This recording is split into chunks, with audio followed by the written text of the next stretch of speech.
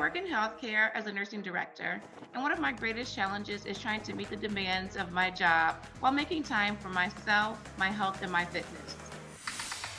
By following Joey's program, I realized I didn't have to do everything at once, and just taking small steps could result in bigger changes. When it came to working out, I thought I had to do 60 minutes at one time. Now I'm breaking it up into intervals. So I may do 20 minutes of cycling, 20 minutes of yoga, or 20 minutes of weight training.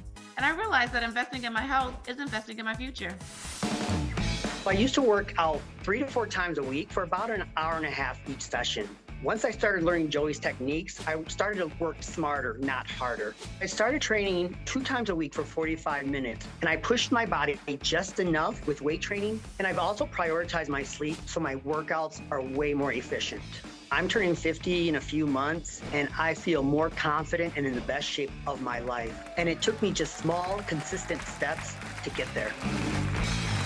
Welcome back. My guest today say small steps are the secret to big changes, and that was Debria and Elton, who both say they are proof that doing less, not more, works. And we're back with friend of the Tam Fam, Joey Thurman, celebrity personal trainer, wellness influencer, and author of the new book, The Minimum Method, the least you can do to be a stronger, healthier, happier you. Joey, before the break, we were talking about sleep, and you have the steps in the book. I also love that you have schedules, and you have like kind of guides that people can go through. Going back to sleep, if we give our brains the attention it needs, it pays off. And we know that, but life gets in the way. And suddenly you plan on 8 hours of sleep and you don't, or life and stress seep in. Stress wakes me up. I will wake up writing notes. I wake up, oh boy, I gotta do this. It's hard to get that 8 hours in. It's not a new number, but it's a number that's hard to reach.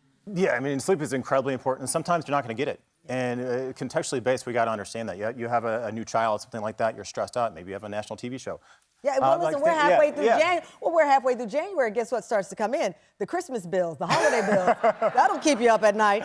Well, we'll keep the ratings high, so you'll be all right. But yeah, so we need to prioritize that, but try to go to sleep at the same time every night and wake up at the same time. So regulating your circadian rhythm, people don't really look at that much. Like, oh, let me do this, or what's called. What is the circadian rhythm? Yeah, so just like your 24-hour cycle. Okay, so as we wake up in the morning, like you're used to waking up at a certain time, you're used to going to bed at a certain time. If we do that 7 days a week, then your body gets used to that schedule, and you'll fall asleep faster and more sound. Right, even if much it's like you do with your child. This is your bedtime. Treat yourself the same way. Yes. This is your bedtime. This is your wake time. Exactly. Okay, and next up, you say for all of us, we need to pay more attention to our brains. We need to not take it for granted and balance the stress.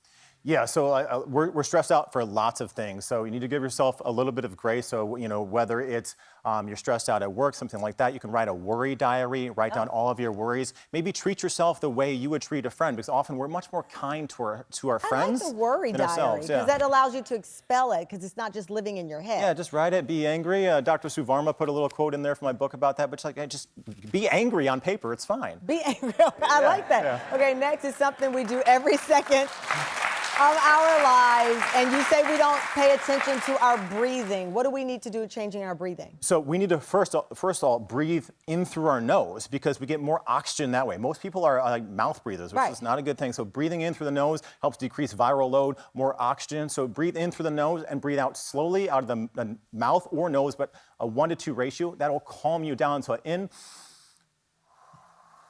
and a slow out. Because people say, take a deep breath when you're stressed. Actually, take a deep exhalation when you're stressed.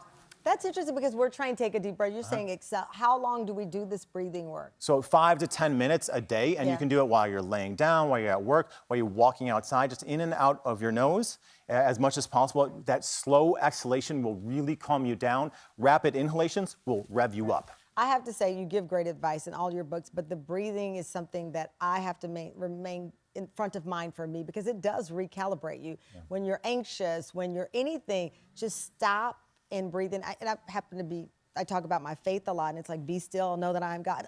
I believe that just being still and just breathing, it changes everything. Yeah, just take that moment to yourself, and there's all these different box breathing and different techniques that you can read in the book, but just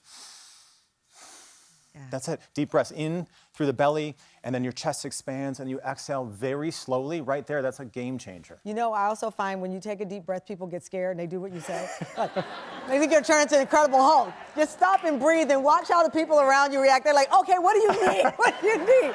That's a little secret tip in the book I'm writing. Next up, you talk about, of course, our eating. And I'm always confused by what people consider as processed food. I'm still trying to figure it out.